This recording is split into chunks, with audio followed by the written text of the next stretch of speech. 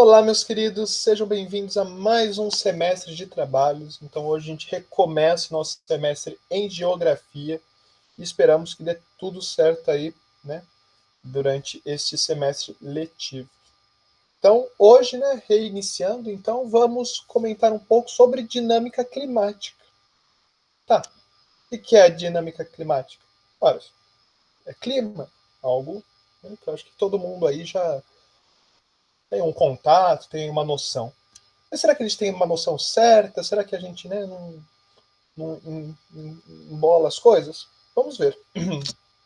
Bem, então, né, para a gente falar de clima, a gente tem que entender o que é clima. Então a pergunta principal é: o que é clima? Né? Como definir clima?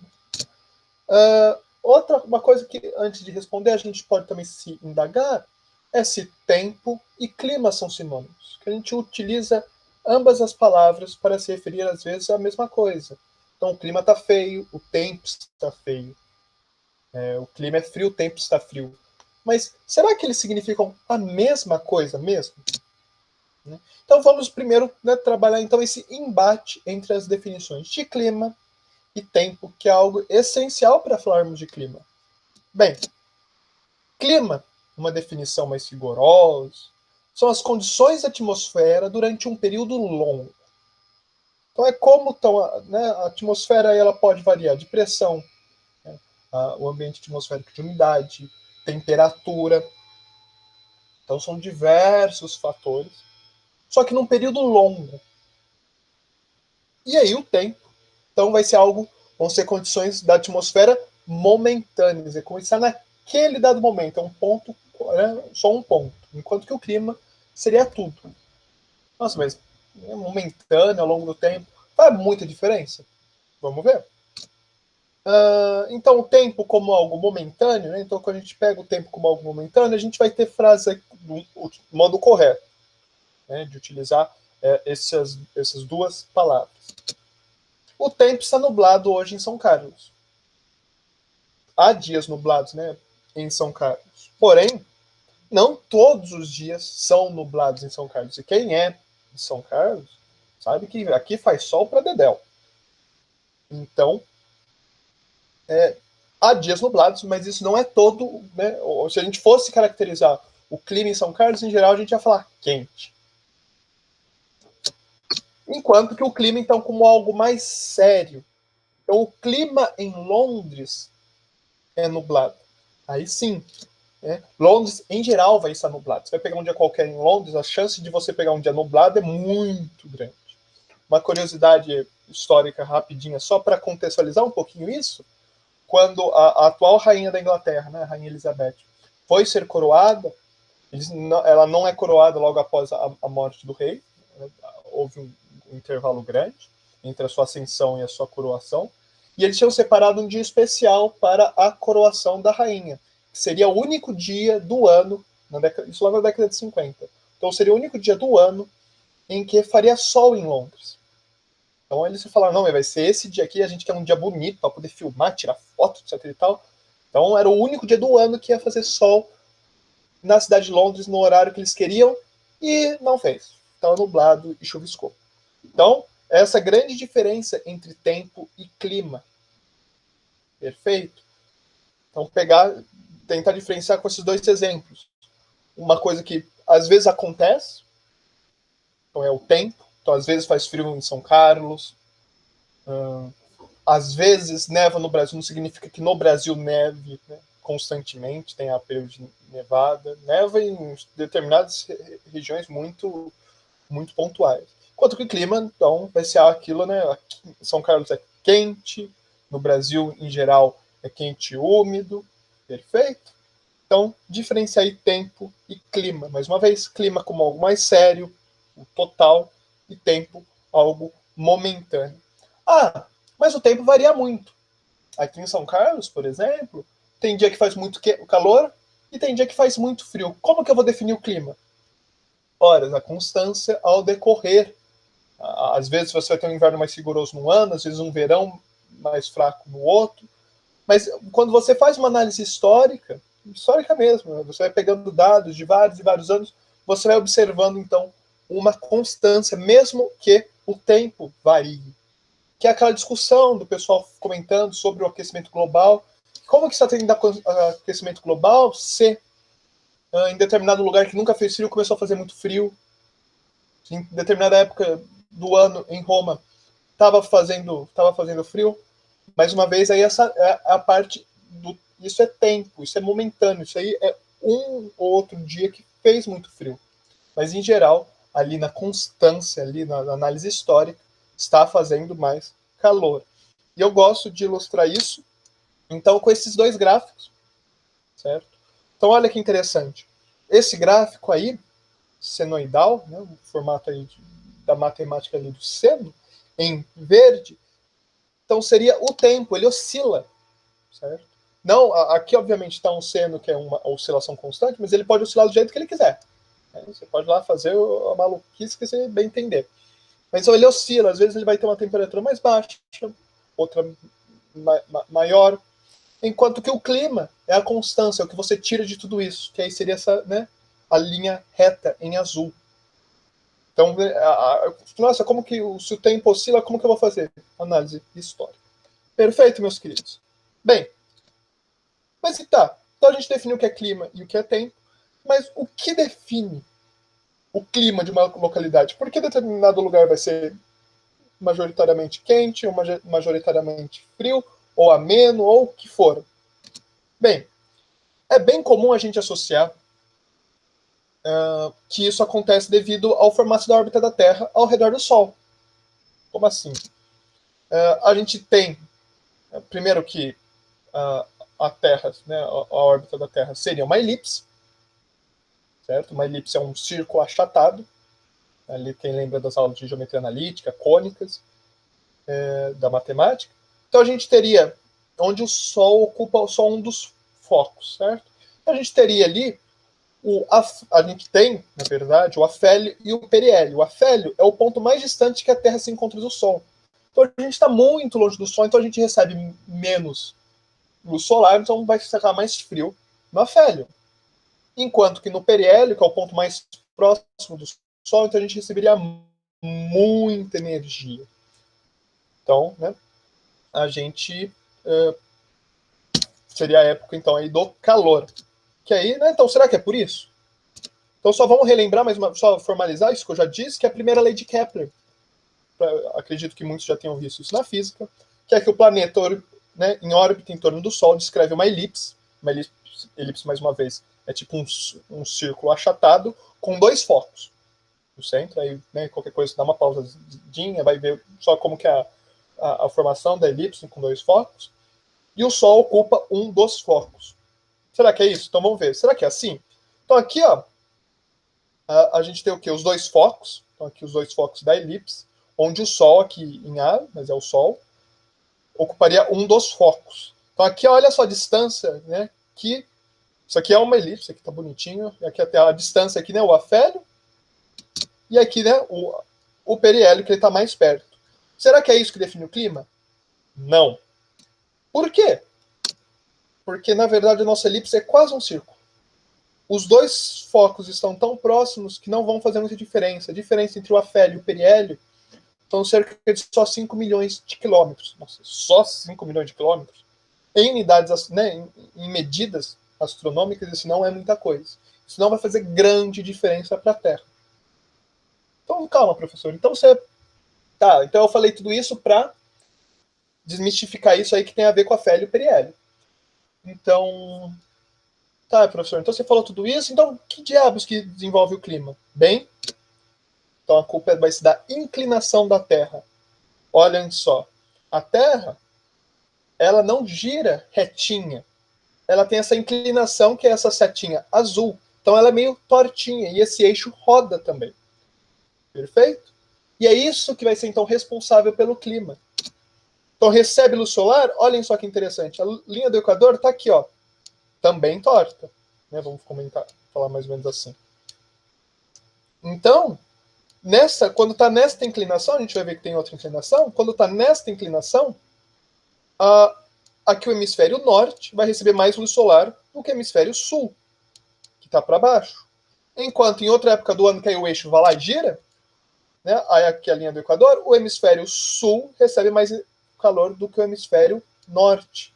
E aí sim, então, vai ficar responsável pelo clima. Então, pessoal, marca isso no fundo do coração. Responsável pelo clima é inclinação da Terra e não o formato da hora. Se voltar aqui rapidamente, se estivéssemos assim, a gente ia ter um verão muito intenso, porque a gente ia estar muito perto do Sol, a gente ia pegar fogo, e aqui a gente ia ter uma era glacial.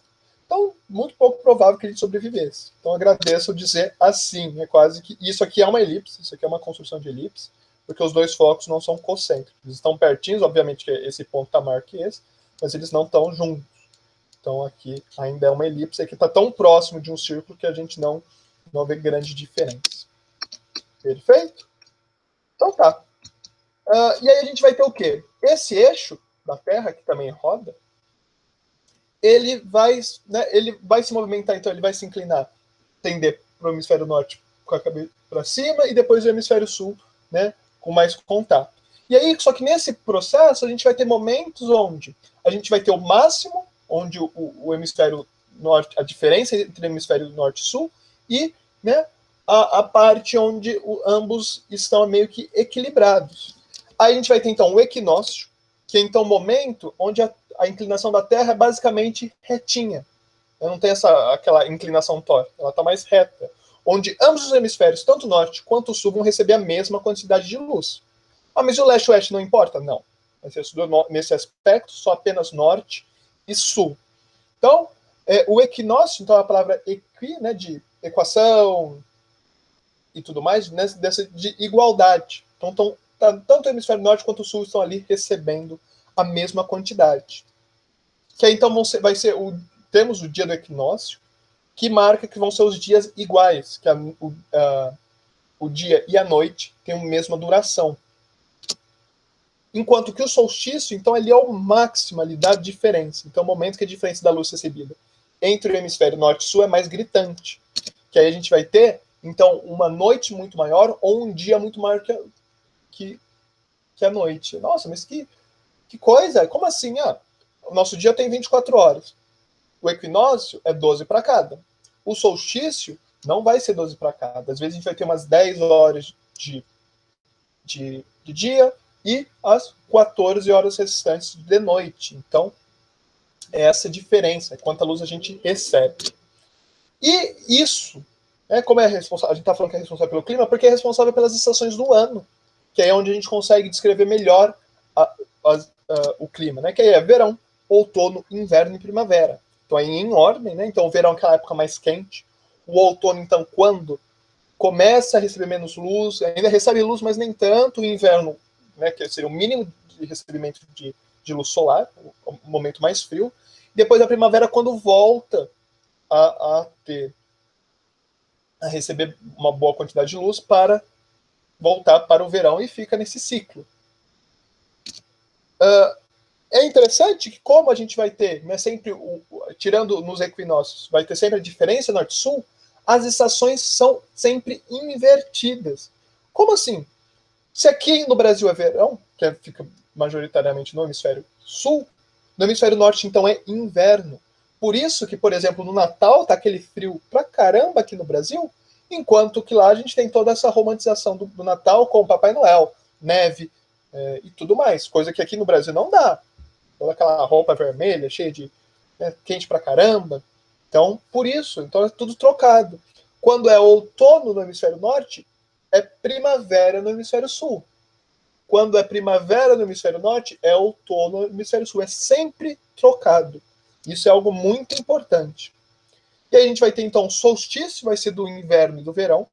Vai marcar o início de ambos. E os equinócios de outono e primavera. O que faz sentido. O solstício, então, é a diferença. Então, está um recebendo muita luz, o outro pouca. E no equinócio ali, que seria o ponto de viragem. Perfeito? Bem, a gente vai ter, então, o Equador ali vai meio que receber constantemente a mesma quantidade de sol. Então ele vai ser, por isso que é uma região muito mais quente. E conforme vamos distanciando-nos, né, do do Equador, como indo para os trópicos, vai receber menos luz. Então vai ficando mais frio. Então, quanto mais longe do Equador, mais frio vai ficando. Então, uma época, né, os trópicos já uma época do ano recebem uma boa quantidade e outra não. E os polos, então, coitados, vão receber pouca luz solar, né? E o pouco, né? A luz que recebe é pouco absorvida por ser uma superfície branca. Isso aí, mais uma vez, indo para a física. Bem, outros fatores que impactam no clima da região vão ser, então, a gente viu a latitude, então a distância do Equador. Quanto mais nos afastamos do Equador, mais frio fica. A altitude também vai impactar muito. Então, quanto mais alto vamos, o ar vai ficando rarefeito. Então, vai tendo menos absorção de luz solar. Porque de nada adianta também a gente receber sol e não absorver, porque a luz vem e bate. O importante é ficar alguma coisinha aqui.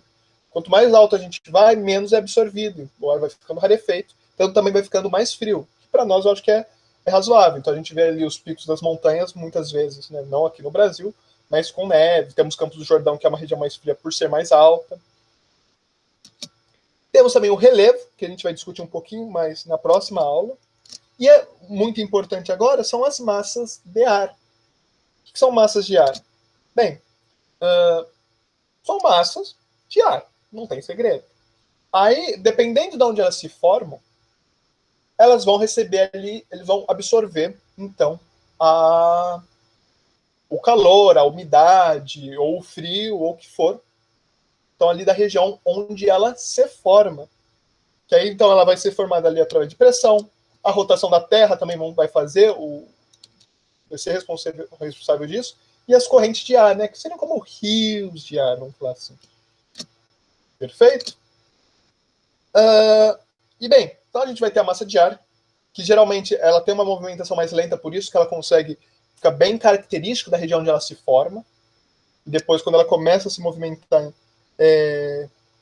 ela só vai carregando essa característica.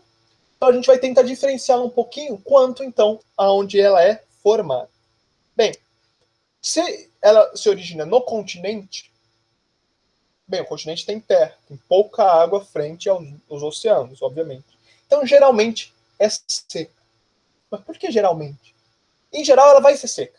Toda a massa de ar que se forma no continente vai ser seca, exceto, e aí é o caso que nos pega bem, né, bem a pedrinha no sapato, exceto duas, uma formada em cima da floresta lá do Congo e outra em cima da floresta amazônica.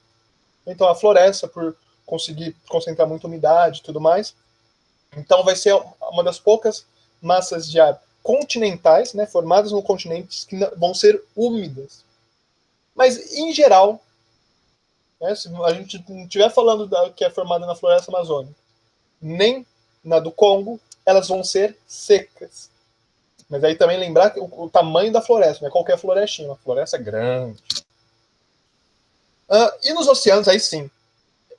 Nos oceanos, nos mares ou nos grandes lagos, então vai ser úmida. Aí não tem segredo. Formou em cima do mar, né, a água evapora. Então aí é úmida, sem dúvida. Então só a seca, tomar cuidado ali nas exceções. Então, a massa recebe o nome da região de origem. Então aqui eu pus aí um X, que a gente vai ver depois como a gente vai fazer a nomenclatura. Esse X às vezes vai ser importantezinho, né? Então, mas em geral, por exemplo, no nosso a gente vai ter massa equatorial, massa tropical, massa polar, massa mediterrânea, né? Então vários massas. Então ali o nome onde ela se forma. Não quer dizer que, por exemplo, que ela é polar, que ela só vai ficar nos polos. Ela pode aí brincar à vontade. O trópico, a mesma coisa. O equatorial, elas andam, né? Elas se movimentam. Então, mas ela recebe o nome de onde ela é formada.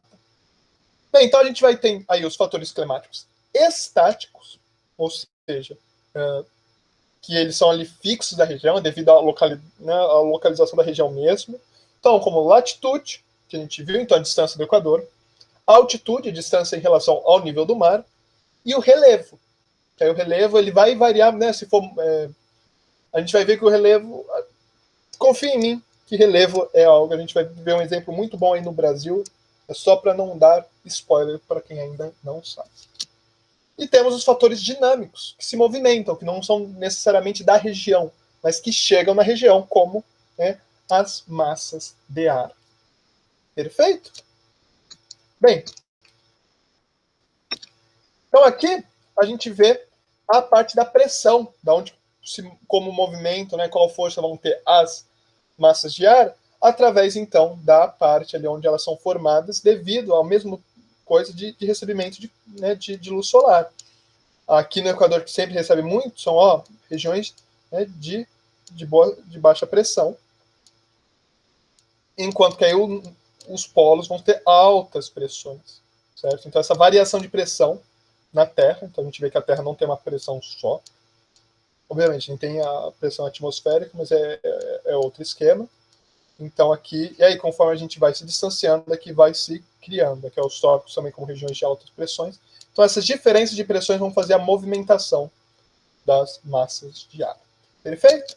Então a gente contextualizou nessa primeira aula, a gente vai falar na próxima sobre clima brasileiro, mas nessa então ficamos aí com essa ideia do que é clima, né? Diferenciar clima e tempo, e todas essas características interessantes. Perfeito?